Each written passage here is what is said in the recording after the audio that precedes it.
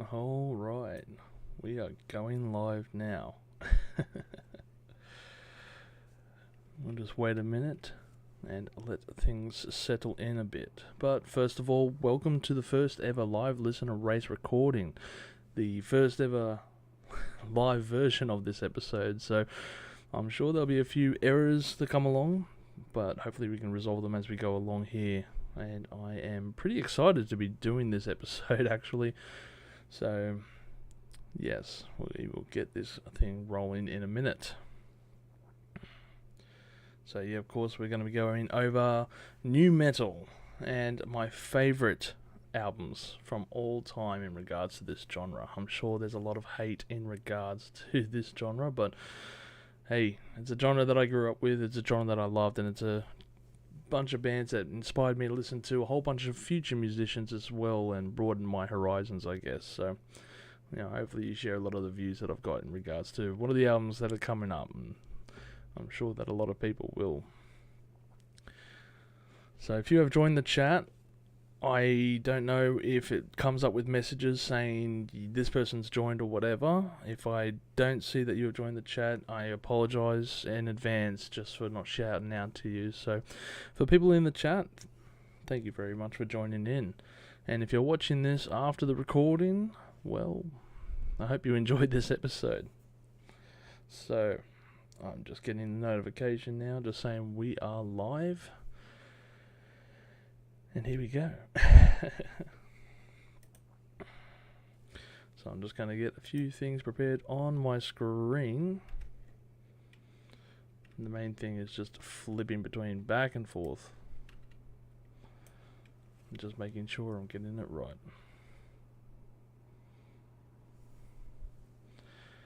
And look at that, we got our first issue. First issue, I can't see the chat. How good of a start is this? Alright, I will definitely be trying to do a back and forth in regards to this. I hope the clicking of this noise in the keyboard doesn't annoy you too much. So, let's get this thing started, alright? Now, new metal is a genre that has such hatred within the metal community. It's a prominent scene during the 90s and early 2000s. And despite the hate, it has massive influence and is felt in today's music in particular. So, check out the metalcore scene, for example, and you'll see a lot of influences in that area.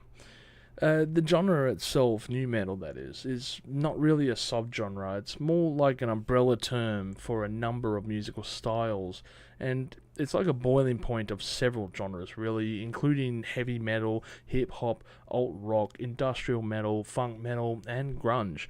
And I kind of feel like when it comes to new metal, a lot of bands were just, put into the new metal genre, in particular, when they were just releasing music around this time, I guess you could say.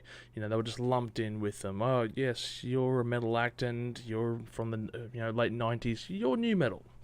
Not necessarily true with a lot of them. But anyway, we'll go on with the list and you'll see the controversy that I'll be stirring. Typically, the music includes guitars and sometimes 7 or 8 strings, and bass, of course, mostly down-tuned. Drummers would usually incorporate hip-hop styles into their rhythm sections and stuff like that. And it was also the driving force of a lot of this music. The rhythm section in particular, the riffs were there and fairly prominent, but the rhythm section was the main thing regarding this music. Also, a lot of DJs were prominent to assist in samples and record scratching effects and all that kind of stuff, as well as various synth instruments and keys also to a degree. But yeah, DJs were the main thing. So, typical nu metal songs didn't usually include a guitar solo in their songs, as opposed to, say, the earlier stuff like thrash metal or groove metal or heavy metal in genre. A common theme with many of these bands is that they would step away from the genre and evolve their sound into something different later on down their career. You'll see that a lot when the list comes up, so I'm sure you'll be like, no, they're not new metal. No, they kind of were to begin with, but Later on, they changed their tune, as per se. Many of the upcoming bands have cited new metal. When I say upcoming, I mean the newer bands. Have cited new metal bands as an influence on their sound. In particular, bands like Spirit Box, who have mentioned that Mudvayne's bassist Ryan had a massive impact in their sound, in particular with their bass grooves and stuff like that. This can also be seen with many other metalcore bands who use 7, 8, or 9 string guitars, also in downtune settings, and usually they don't have guitar solos, instead relying on that drop from heavy riffs. And that is, once again, it's another thing from the new metal scene. So yes, the influence is there in today's music, whether you hate or love it. That is new metal to a T. Now, we're going to be introducing my top 10 new metal albums. And before I start this, I just want to see if I can pop out the chat here, just because I would love to have it open on another screen. Sorry, bear with me.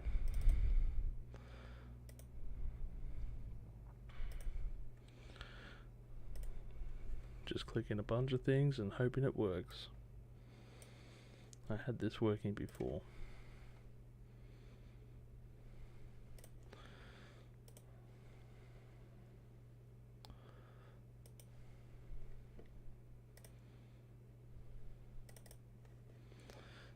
Alright, sorry.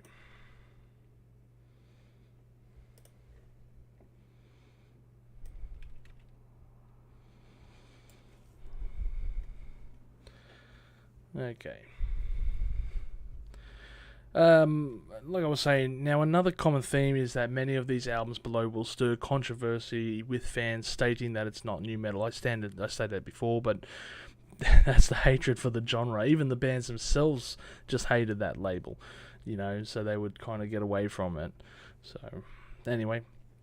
The first album that I have up is going to be Mudvayne's LD50, or, it's definitely going to be that one. It was a toss-up, really, because I was going to go with either The End of All Things or LD50. Eventually, LD50 won out. It's a perfect way to start this list as well, discussing the band's Spirit Box, with their influences, in particular for Ryan from Mudvayne. He's such a great bass player, incredible musician.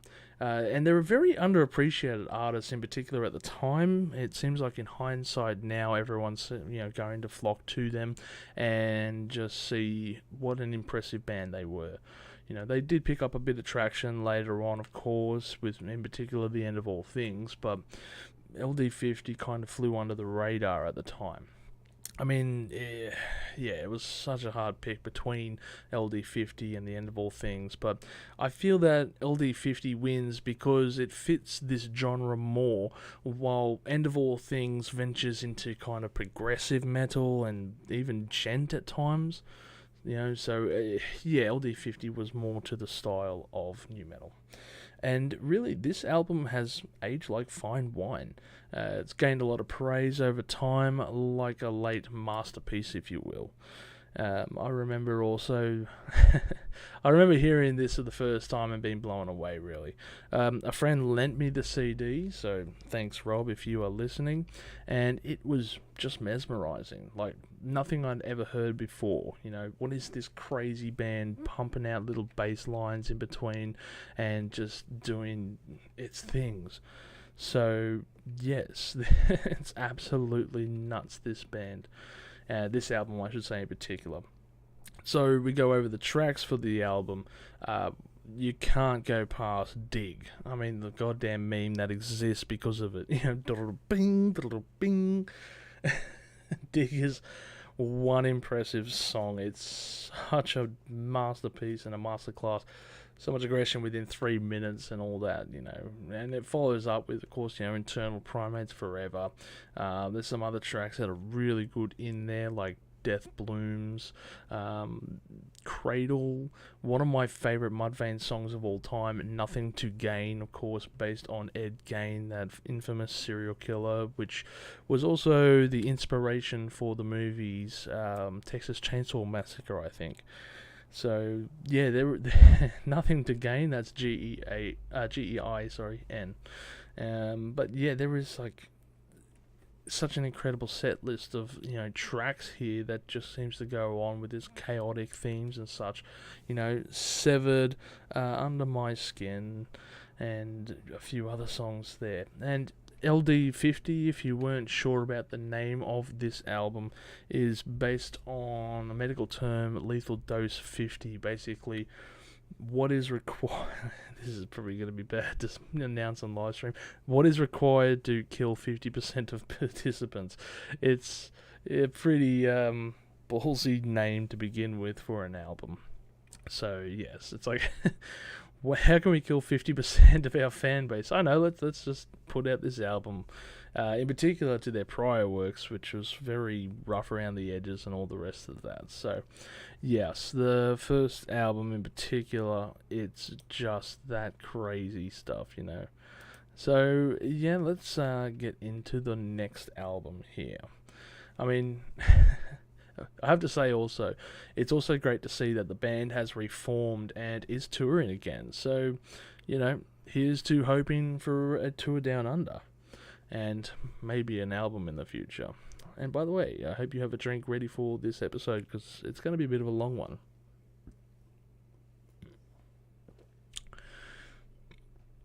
Oh, needed that. The following album that I have up is, of course, Slipknot's first album, Slipknot. Hey, I told you that this was going to be controversial. Now, Slipknot is one of the most prominent acts in metal in recent times in particular, and a lot of people will be screaming out through this thing, keyboard warriors and such, they are not new metal, but I can guarantee they were. They definitely changed their tune over time, but the first album is very new metal in sound, absolutely to a T. Definitely not the last album, unfortunately. Anyway, I covered that on a 5-minute review if you want to go listen to that one. But, who knows? They might be touring soon anyway, so that'll be the main thing about this album release, their recent ones, I should say. So, out of all the bands on this list, I think Slipknot have arguably had the biggest impact on the music scene, especially right now.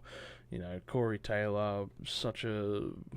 I don't know, I wouldn't say outspoken, but he's such a vocal person within the metal scene. Obviously, always going on the front and talking about his past traumas, talking about several other musicians and how much he hates them. But yes, Corey Taylor is quite a character, of course, and when these guys came on the scene, I mean, here are a bunch of musicians wearing masks, which might not be new at the time, but 9 musicians in jumpsuits with these hella scary masks with high intensity and high intensity stage presence. It's something that you just can't take your eyes away, and people knew that right from the go. Well, I wouldn't say get go, right up from their like early '99 tour, I'd say. They were promoting the upcoming new album, this self-titled first release, of course. And, here's a bunch of people in jumpsuits, just crazy people with 9-inch nails sticking out their head, and a DJ that wasn't speaking English but some alien dialect. So all interviews are just like, what's going on here, It was absolutely chaos at the time, of course. So, yeah, again, I mean... I would say that Slipknot and the mask wearing was kind of made popular by Slipknot.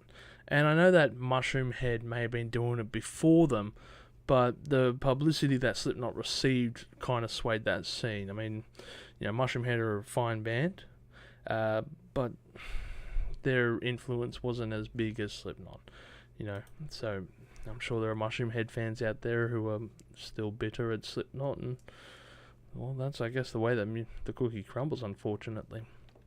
So, as far as their album goes, of course, I've got the 10th anniversary loaded up, so it's a lot of tracks on here.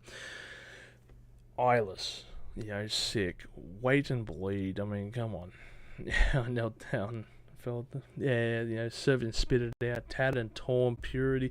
All these tracks are just absolute chaos. And they're fantastic songs to just listen through on a playthrough. Pure raw energy and just something that really felt needed for the time. It was just absolute pandemonium, I think there was this fantastic wave of metal going through around about the time this was released. From memory, what was it, 99?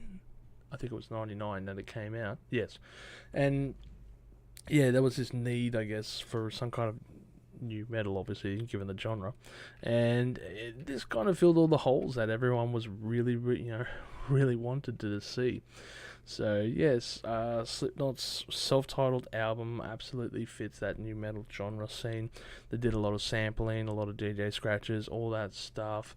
Moving on from there is a little bit different, and of course went more into that heavier metal stages, and in particular on Iowa. What a beast of an album. I mean, that I didn't pick Iowa because I felt they strayed too far from the new metal scene by the time they released that. That is a great album, but I couldn't include it as a new metal album. I think I would get too much hate if I did that. So yeah, it's just an absolutely chaotic album, I should say. But yeah, look, Knotfest has also just been announced in Australia for March, and they're going to be featuring Megadeth, Parkway Drive, Trivium, Spirit Box, hell yeah, and Northland, so amongst many others. So that should be pretty interesting to check out. I might get tickets for that just to see Megadeth and, of course, Slipknot. And Spirit Box too. I would love to see Spirit Box live. We follow up with, of course, the next album along. Korn, Got the Life. Yeah, you could pick like any of their first 4 albums really, but this one stands out above the pack. It brought the genre, I guess, into the mainstream with a refined sound on their first album, compared to, their first album. But Freak on a Leash is just an anthem for the genre almost. Here is this song with an incredible video clip to suit, and it just got high rotation, obviously playing on all the music channels. Watch this video, it's weird, it's chaotic, and the music goes along with that, and shit, that just goes on with it. I mean, also Got the Life, fuck, what a track that was. It's such a banger. But it's also got like one of the most iconic album covers of all time, I reckon, because everyone remembers that that cartoony drawing of all the kids and the hopscotch girl at the top of the cliff, almost going off to the edge. And from memory, one of the video clips, I think it might have been Got the Life, was no, it wasn't. I think it was Freak on a Leash. Yeah, and it was the intersplicing of the cartoon characters going to play, obviously, that game from the cover. So, yeah, it was a very interesting way to, intersplice the album to that. So, absolutely incredible. So, we're going to go over the tracks for the album. Of course, it's on Freak on a Leash, Got the Life. What a start up to an album. Those 3 are just incredible. Then you got some weird tracks, of course, there, like, I don't know, Dead Bodies Everywhere. That's not bad, but, it's a bit repetitive. Dead Bodies Everywhere. Children of the Corn, which kind of, I don't know, it feels like it hasn't aged well, that one, featuring Ice Cube, but anyway, going on there, and you got Barbecue and Pretty, All in the Family, featuring Fred Durst, and that both artists just like kind of rapping off each other, kind of do like a Wu-Tang thing from it's not Cream, but anyway, they're trying to do that diss each other thing, and it kind of doesn't work. But I don't know if they were just being stupid for the sake of being stupid or whatever. Reclaim My Place, Justin Seed, all these fantastic tracks that just follow on, of course, and My Gift to You, which I believe was a I think in the original release there was a minute's silence around about here, and it was dedicated to, I believe, Justin. So, if you don't know, I think it was Justin, sorry, I might be wrong here, but Justin was a fan of Korn, who I think was dying of cancer at the time, wrote to the band and just kind of said, oh, I love your music and stuff like that. And I think he wanted to have some kind of thing on the album, on their upcoming album. So they wrote the song Justin about him, I'm pretty sure, and had a minute silence on the original CD, and then it would lead into the bonus track, Earache My Eye, which is a cover of, I can't think of the name of the musician. They were stoners. I'm having a mental blank now. But anyway, Cheech and Chong. I think it was Cheech and Chong. So yeah, they just had this little minute of silence before going into the secret track, Earache My Eye. So absolutely, interesting way to finish off the album. Nah. Yes, absolute killer way to do it. Yeah. So okay, I think this next one, people are gonna go nuts over.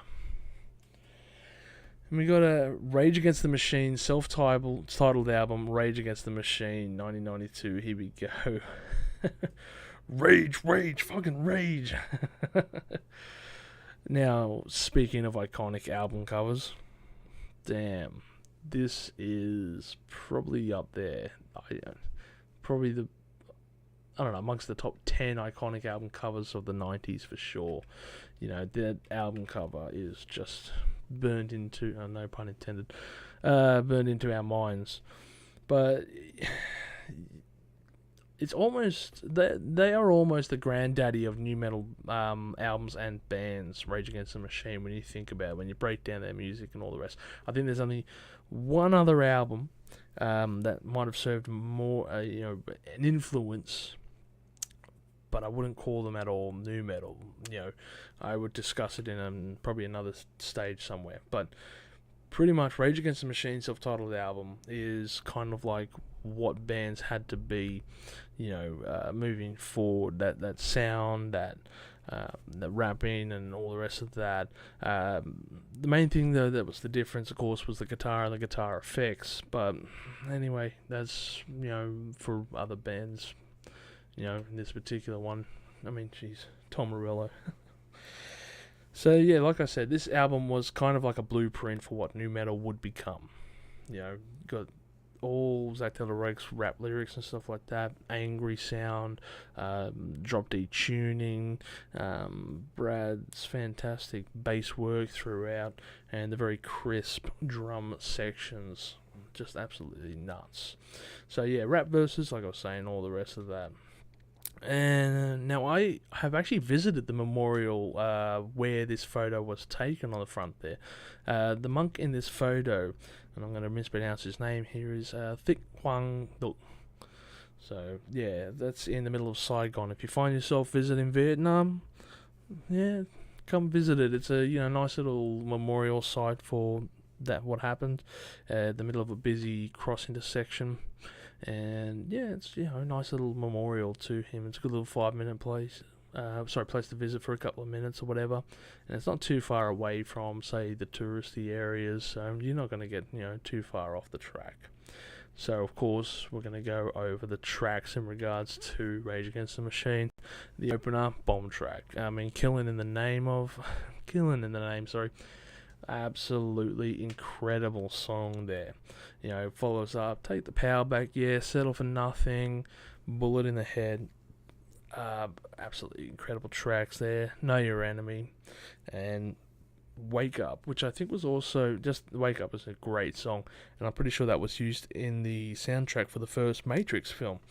Absolutely incredible. We follow on probably the weakest 3 songs from the album, but Fistful of Steel, Township Rebellion, and Freedom. Absolutely. Look, I say weakest, but there's no bad songs on this album. From start to finish, absolutely incredible. And Rage Against the Machine, many people say are like one of those bands that never released a dull album. I might beg to differ when it comes to their covers album, but The 3 albums, yes, they were absolutely incredible, and never released a dull album as per se. So yeah, if you've joined the chat, I'm sorry, I don't know if it says that you have come in. Make sure to type a message so I can see you. But yes. Alright, so yeah, fantastic. I've just closed the chat again because I'm a fool. Now, hell, we're going to go on with Limp Bizkit, Chocolate Starfish, and the hot dog flavored water. Oh man. If we're going to go talking new metal albums, then we can't skip the kings of new metal genre, can we? I mean, Fred Durst first approached Korn while they were on tour, played them their demo, and got a spot for them on their tour. So that's just incredible to know.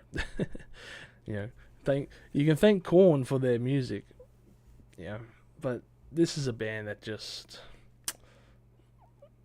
it's one of those albums that I remember getting back in the day and played non-stop constantly wherever I was going in my Discman. Like I was carrying 5 CDs, and Limp Bizkit's Hot Dog Flavour Water was one of them. So yeah, this thing was high repetition, highly scratched and damaged CD now. But yeah, love them or hate them, they were riding a giant wave after Significant Other, which was released, of course, prior to this album. In particular with Break Stuff and Nookie. I mean, I could have picked that album too, but I have a closer connection to Hot Dog Flavored Water. So, yeah.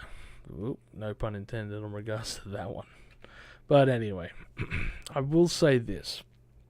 Despite how much of a fan I am regarding this album,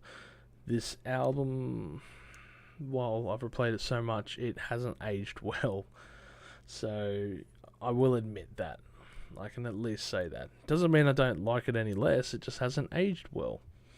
I mean, yeah.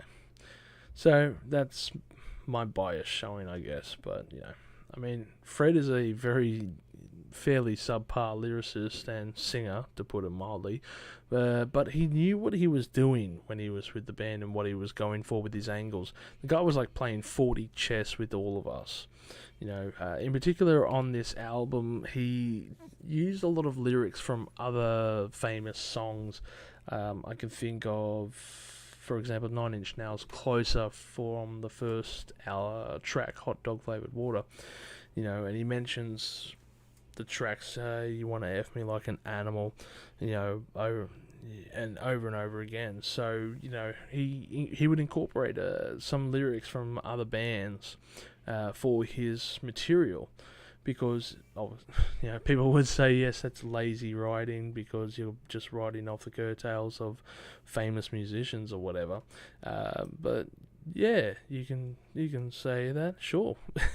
But maybe that was also intended in regards to that. So, yeah, who knows?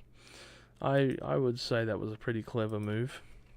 There was also, I think, another one as well, which My Way kind of incorporated a bit of Frank Sinatra lyrics, I think. I did it my way. But anyway, I mean, the other thing as well you got to think of, he was creating an image for himself, in particular around this time. If you saw a red cap backwards, you're thinking of Fred. It's branding. It's clever branding as well. Because that's all you can think of. Like, back in the 90s, that's all he would do, is wear his cap backwards all the time with his little soul patch or whatever. And he's been doing that for ages. And until recently, when they released their newest album just last year, changed it up when he did that Dad Vibes song, and he came out and dressed up looking like a dad with his mo and wig and whatever. So once again, he's kind of and the internet went crazy talking about it. Oh my God, he's ditched his red cap. Now he looks like an old man, looks like a dad. It's like, yes, that's the purpose of it. He's got you talking about them again. So, yeah, like, he knows what he's doing in regards to that. So we're going to go over the tracks for this album. And like I said, Hot Dog, just a crazy like opening track, and I remember I pretty much knew the lyrics for this word by word back in the day. So I won't shout them out because there's too many F-bombs in there. 47 if I remember right. Yep, My Generation, Full Nelson, My Way, of course. What a track that was. But how can we go past anywhere if we're not going to talk about Rollin'? I mean, that song was nuts. And the video clip for it too. Another song that had a huge video clip and a huge presence at the time of its release. You know, everyone was just sitting there doing that whole rollin', rollin', rollin', rollin'. So, yeah, you know, just one of those video clips. Hell, to this day, I think a couple of months ago we were at a party and the DJ put that song on. Even the whole party was doing that thing. So, yeah, absolutely nuts. Living it up, the one, get your groove on, not bad, you know. Take a look around, which was again used in the Mission Impossible 2 soundtrack. Yeah, that was. You know, It'll Be Okay and Boiler. I love the song Boiler. It's like this burner track. So, you know, if you were if you know Limp Bizkit and you know, I don't like Rolling, I don't like My Way, and all those big tracks that they do, I really would say go listen to Boiler. It's such a like track that comes out of left field when it comes to the band. You know, it's this song that you just wouldn't see them writing, and all the rest of this. It's just such a killer song there. So yeah, absolutely nuts. Hold On, of course, and the outro with those little robot, you know, voices and all the rest. And somewhere amongst that mix, there is the shout out to Ben Stiller for being his favorite mother effer. So yeah, I told you, didn't I? Yeah, you know it. If you know it, you know. So, yeah, absolutely good thing. So, yes, that's one of the most influential albums, I think, of my past. Definitely right there. I love that album back and forth. So, yeah, we go on to the next one. This one's going to... People I can already tell again. Deftones, Around the Fur. Here we go. Now... Deftones would definitely push the boundaries of metal a few years later on down the track, in particular with their further releases, in particular with White Pony, because I didn't include White Pony in this mix. I thought it had ventured too far away from the sound that they were around the time of Around the Fur. When they got to White Pony, they kind of had that metal shoegazer Deftones signature sound already going for them, and I really wouldn't consider or lump it in with nu metal, I should say. So, you know, if I was to include White Pony as nu metal, this would beat it. But no, I don't consider White Pony a nu metal sound. So therefore, we're going to go with Around the Fur. But yeah, before then they were following the nu metal trend while just being a cut above all the rest out there. You know, I mean, you think about to their first album as well, which that demo-y sound, it followed kind of that Mudvayne sound as well from their first album, and I've always thought, going over early albums, Mudvayne and Deftones are two demo or early albums I just absolutely can't stand listening to, and it kind of boils down to the audio quality, the drum sound, and it sounds not rushed, but I don't know, rough, very rough. You know, like obviously they have this idea which is seen on Around the Fur or heard, and they didn't have a budget for it, or they didn't have the right production values and maybe producers and all the rest. So it's like, this is our sound, this is going to be good enough. You know, later on, of course, that wouldn't be an issue, but straight up, for me, Around the Fur is their real start. You know, many would consider, of course, White Pony to be nu metal. I beg to differ again. Their style had changed too far from there. So that's why I have excluded them.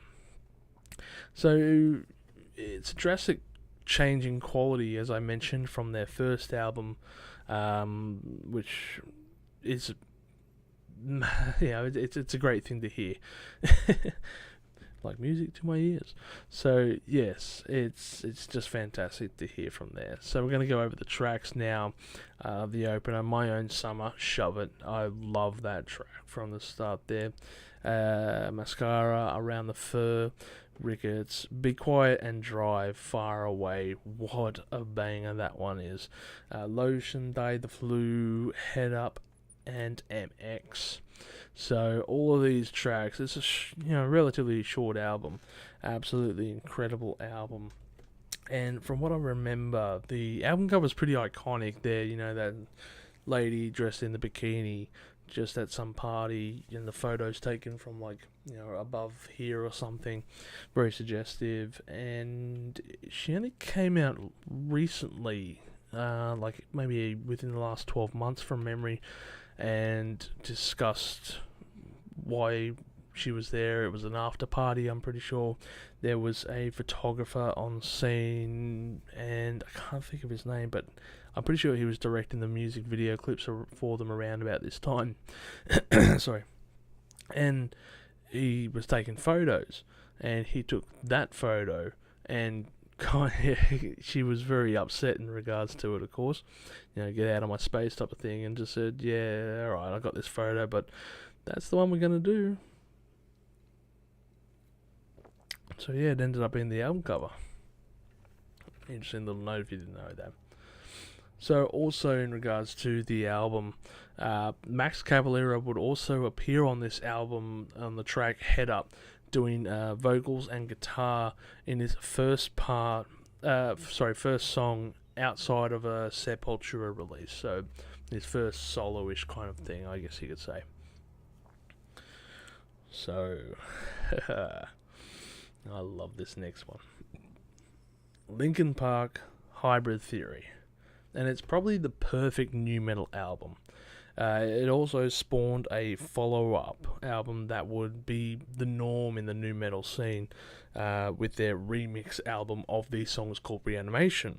And it's also similar to Limp Bizkit's remix album, New Old Stuff, just much better. It comes down to personal opinion. I didn't mind New Old Stuff, but Reanimation's definitely the better of the two. When I first heard One Step Closer, something in me just changed. I remember watching that video clip, and they're all dark scenery, and what was it, it was like a slipway or something anyway, but wherever they were, the dark scenery and them playing out, and it was just an incredible video clip to watch. And I was just dumbstruck. I'm like, I have to get this album. I need to get it. I absolutely need to get this album. Also the video clip for In the End, with its kind of aged CGI that looks like it came out of Scorpion King or something like that. The little tower in the distance. I mean, here I am comparing a blockbuster movie to a 5-minute video clip for a music band. But that's the kind of quality that it had, which is almost a testament to a terrible movie. Well, the movie's alright, it's just that CGI is so shit. What have you done to Dwayne? Need family for that. We'll go over the tracks now for this album, and of course, Paper Cut right from the start, One Step Closer, With You, Points of Authority, Crawling, Runaway by Myself, In the End, A Place for My Head, Forgotten, Cure for the Itch. One of those tracks that was just absolutely weird. You're going through all these metal-ish tracks, and then Cure for the Itch, which is just DJ scratching sound effects and showing off the skills of the turntables there. It's a pretty sweet song just to listen to. So yeah, that would follow up as well on Meteora. And yes, I rate this album above Meteora. Meteora is an incredible album, but for me, I think just because of nostalgia, I think this album wins over Meteora. So unfortunate. Meteora is still a banger though. Absolute incredible album. Sorry. Now, just gonna have a quick drink.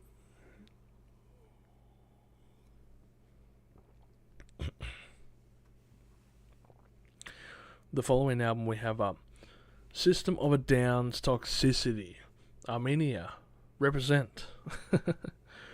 So, why are you leaving kids up on the table? I don't know. But why do they always send the poor? I know, it's a different album, but still. Chop Suey was everywhere when it was dropped. That track was just red hot. It was going crazy.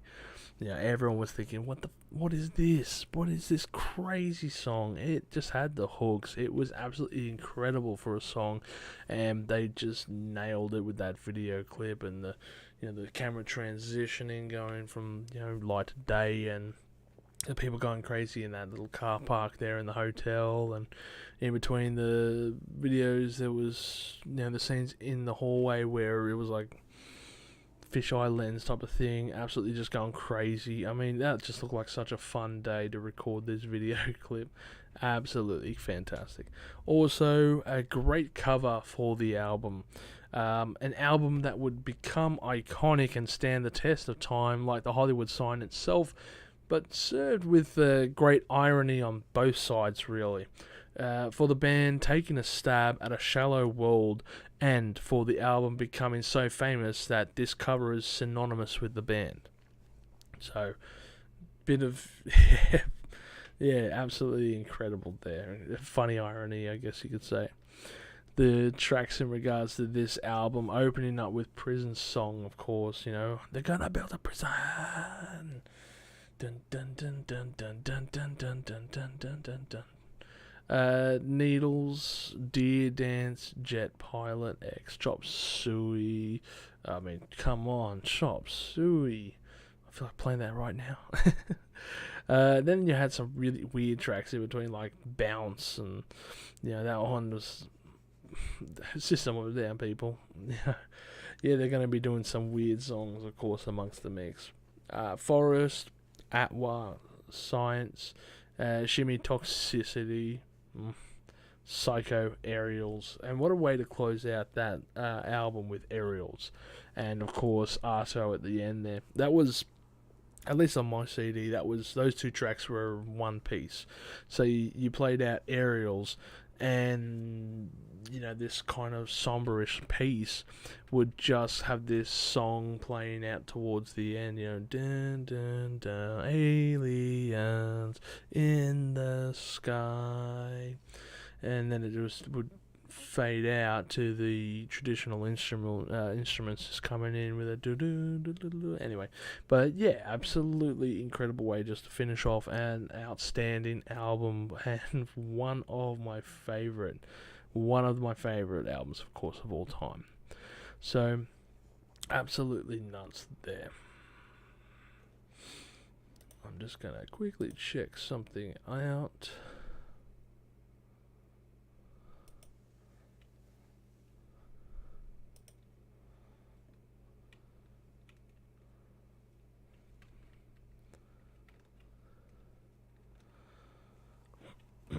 Sorry, I just wanted to check on something. It says one person's watching, but I'm pretty sure it's only myself. I'm watching myself. Alright. So we move on, of course, and System of a Down have some big news coming out in 2023. And here's to hoping that it will be the release of their long-awaited album. That would be just fantastic, like Armenian Democracy or something. System of a Down's long-awaited album, Armenian Democracy, Guns N' Roses, Eat Your Heart Out. Seriously though, you gotta make it that. It's gotta be that news. I'm just putting money on that right now. They've already said that they're not going to be touring Australia, which is like the saddest news ever. So I'm absolutely bitter when it comes to that part of it. So yeah, we continue on with the next album, Incubus, Make Yourself. And yeah, this is a new metal band that took it to a different style. All the bands you kind of mentioned just before, very angry, aggressive kind of sounds and stuff like that, but Incubus breaks that trend. So yeah, look, Brendan himself has stated that he hates being called new metal, but let's face it, this album is new metal, with the band shifting away from their previous styles of that funk metal sound to this one on Make Yourself. And what an album it was. The album is the band's most recognizable work to date, thanks in large part, let's just say, thanks to their supermassive hit Drive. Once again, the style drifted absolutely far away from the new metal for that song, but the rest of the album, yeah. In an interview with Loudwire, that tour was us, System of a Down, Tool, Megadeth, and many others. It was heavy. We all liked their music. We all grew up listening and playing heavy metal. But we wanted to be different to the male, aggressive, testosterone-fueled music that was happening at the time. So Make Yourself was our attempt at going a different path, recalls the guitarist Mike. And they did quite well here. That album is definitely a stylistic change and something of a breath of fresh air in particular for this scene and genre, because it introduced a lot of melodic styles and softer pieces definitely within the mix, in particular with, of course, Drive. So yeah, that was definitely something to take on board in regards to this album. So going over the tracks, you have the opener, of course, Privilege, Nowhere Fast, Consequence, which I think was the first single from the album, and from memory, the one that they really tried to push at the beginning. But then what happened? I think they might have been Stellar, and that one gained traction, but then they did like an acoustic unplugged version or something, or they were going to do an acoustic unplugged version coming up, but someone suggested do Drive, release Drive to the records and see to the radios and just see where it goes. No, sorry, now I remember. They did an acoustic version and of a couple of songs. Stellar was one of them, and that just gained a lot of traction. They said, you know what, just release Drive and see how it goes. And of course, it exploded.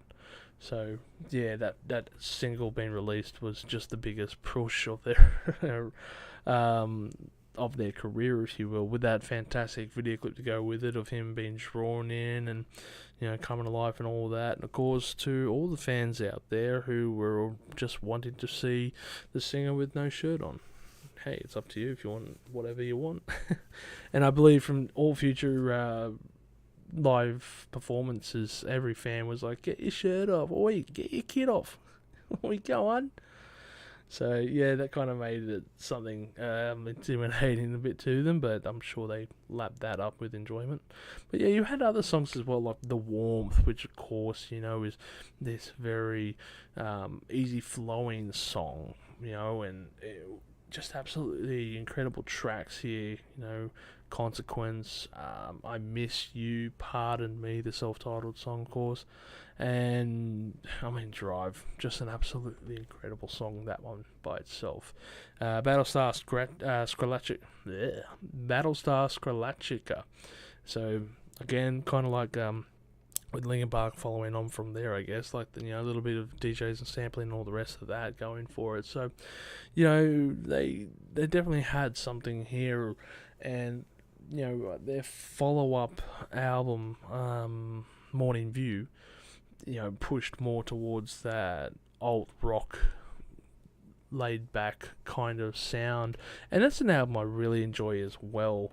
Probably because that's around the time that I got into them. So yeah, absolutely.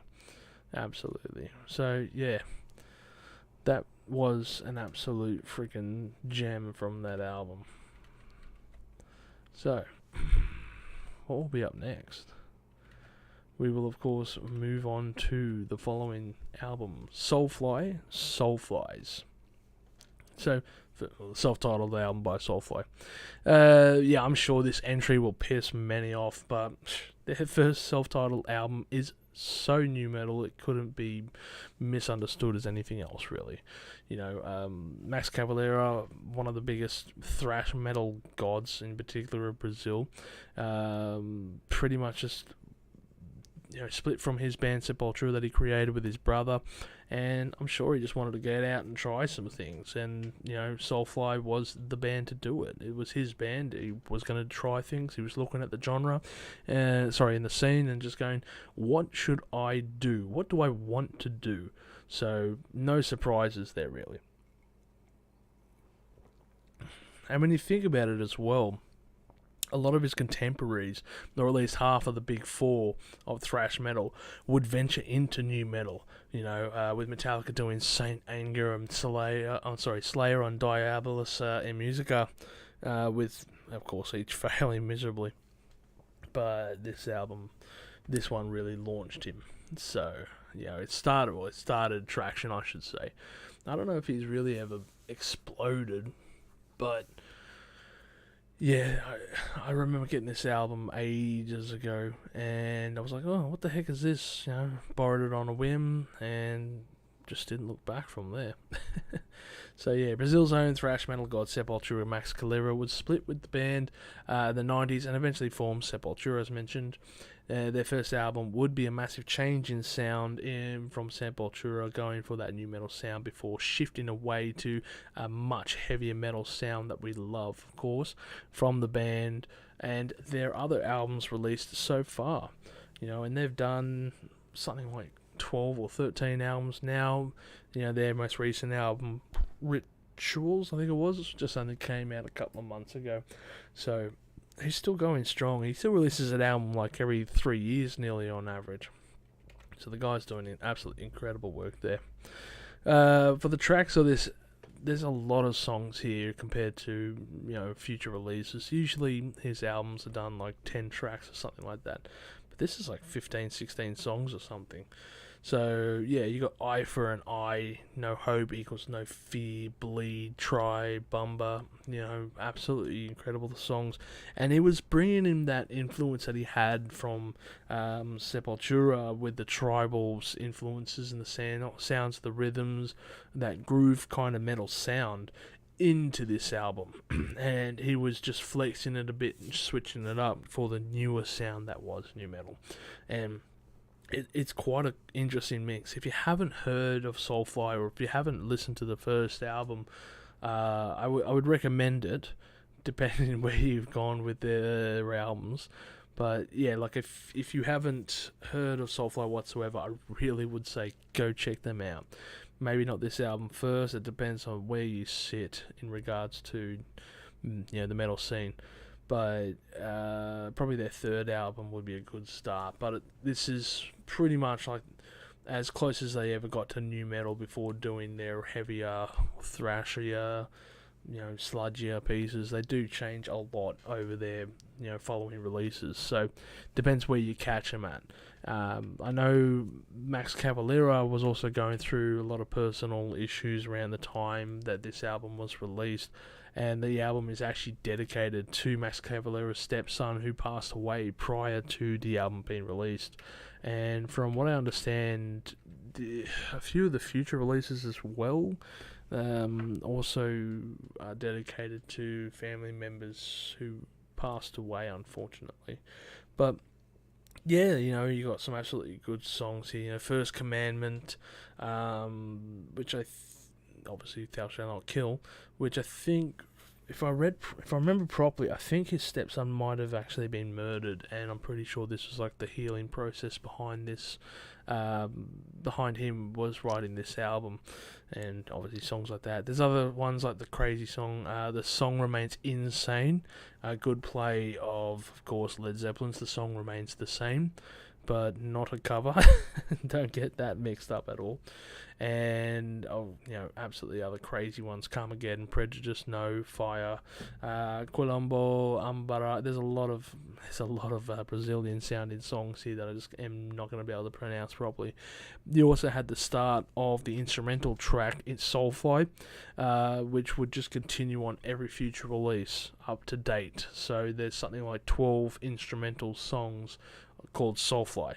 So you got Soulfly, then you got Soulfly 2, Soulfly 3, blah blah blah blah blah, all stylized with Romanized numerals. and it started off here, but the difference was this one was in the middle of the album, while every future release would pretty much be at the end of the album. So yeah, that is definitely quite a change in regards to that. And of course, we're going to go on to the last one. So yeah, this is another one. Static X Wisconsin Death Trip, and this is a perfect example of that umbrella genre term I mentioned earlier. You know, probably because they were a metal band releasing an album in something like '99, that they probably were lumped in with it. But I would say yes, this album definitely falls in the new metal genre. Their future releases kind of don't. They're very much industrial metal later on. This album is definitely industrialized. But, you know, Wayne Static would also refer to his music as evil disco. And I love that description, by the way. But, yeah, the crazy thing about this album, for ages, I just didn't consider it their best work. For the longest of times, I always thought Black and White was their best album. You know, and it was that is such a heavy sound with that one, and you know, Cole and stuff like that, absolutely incredible songs. But it wasn't until like maybe only a couple of years ago that I turned around, started listening to this album, and going, shit, this is incredible, like absolute masterclass. And you know, I managed to catch the band live about 2 years ago. So of course Wayne Static has passed away since. So that would be featuring the lead singer. I think you know, they call him Zero. Pretty sure it's the lead singer for Dope. I mean, they were touring with them. So anyway, they did great effort there. But you know, is this really new metal? Yeah, I would say that. I mean, I wrestled with this entry because I thought in my mind, are Static X really new metal? I always thought they were more industrial metal. But after thinking more on it, I guess they are, quite to an extent. I mean, if you would consider the bands like Dope or Powerman 5000, maybe even Rob Zombie's early stuff, new metal, then these guys surely are.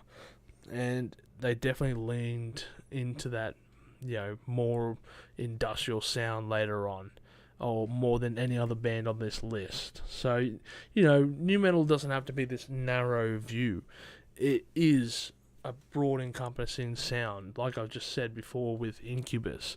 You know, very, you know, they've got acoustic tracks, they keep it light, they keep it very, you know, they have that style. Now I'm talking about Static X, which is much more industrial. You know, you got Korn with the funkier bass lines and stuff like that. Limp Bizkit with, and people would just say, terrible music. But, you know, like, it changes up a lot. You know, and not everyone's rap, metal, and, you know, and all the rest of that. But, yeah, these guys definitely had their style in regards to it. So, heavy use of samples throughout the album, with various movies just, you know, coming and going in between the tracks and leaning into it. You know, of course, with such tracks as like Bled for Days, I'm Was Stupid, Push It, Love Dump in particular. You know, just absolutely incredible. I Am, Oscillation. Did I say that right? Oscillation? Yes. Stem. Stem is such a underrated track. Or was it Sweat of the Bud? No, I'm pretty sure it's Stem. Yeah, Stem. Absolutely thick riff, slow song. Boom, boom, ba-dum, ba-dum, ba-dum, ba-dum. Yeah. That is an incredible song right there. And Sweat of the Bud, Wisconsin Death Trip, The Trance's Motion. Yeah, these are alright. You know, December. But yes, absolutely incredible. Like I said, I caught Static X on their 20th anniversary of Wisconsin Death Trip. So they played the entire album through from not start to finish, but they played the entire album along with many other tracks from their back catalogue, from like Black and White, what was it, The Only, and various other songs from their from their career. And I mean, they even released album. They're very unique because, like I said, Wayne Static died. I think it was back in 2016. And he had recorded numerous vocals in anticipation for a new album. And when the band kind of got back together, they found all these vocal tracks and said, "All right, maybe we should do something about this." So they've reworked his vocals and wrote music around his vocals. I think he also wrote a fair bit of music for the album. So they have Project Regeneration, I think it was Volume 1, because I thought it was only going to be one album, but I digress. Apparently there was enough material to do two. They haven't released a second one yet or since, but we are waiting to see, I guess, and see what happens. So yeah, that's quite the interesting little one there, But yep, that is my top new metal albums in what I consider, at least anyway. I'd be curious to find out what albums I may have missed out on this episode here. So drop a comment, tell me below which ones did you think should have made the list. What are your favourites? What things do you think I had something in there that shouldn't have been in there? Let me know, of course. I'll read your comment and reply to it. And as always, I hope you've enjoyed this episode. We're going to be looking at doing this moving forward. I'll try and do it around the same time every week. So we're going to be talking about various things, whether it's going to be, music news, new songs, reactions to new songs, various other things like that. And just seeing how, it really treads out. I want to do a lot more live podcasting like this, and I was very nervous leading up to this episode, but I feel quite fine now. So, I would love to do a few more, live recordings every so often now. Start getting something going in motion. And what I'll probably do with the 5-minute reviews that I was doing originally is I'll probably push them through the middle of the week. That way there's material that I'll be releasing throughout the week, and then there's the Friday live the live episode, I should say, of this segment. And, send me a comment what I should, maybe suggest something for what I should discuss. I'll think about it, and, there's other things coming up in the pipelines for what I have ideas on, which includes 2 retro reviews. I don't want to give too much away, but I will say one of them is going to be based on Black Sabbath, and the other one's going to be based on the Mars Volta. So keep your eye out on regards to that. I hope to have the Mars Volta one up probably in the next fortnight. Black Sabbath will be out about mid-December. Yep, so that one's done and dusted. And as always, I hope you have a great day and stay spicy.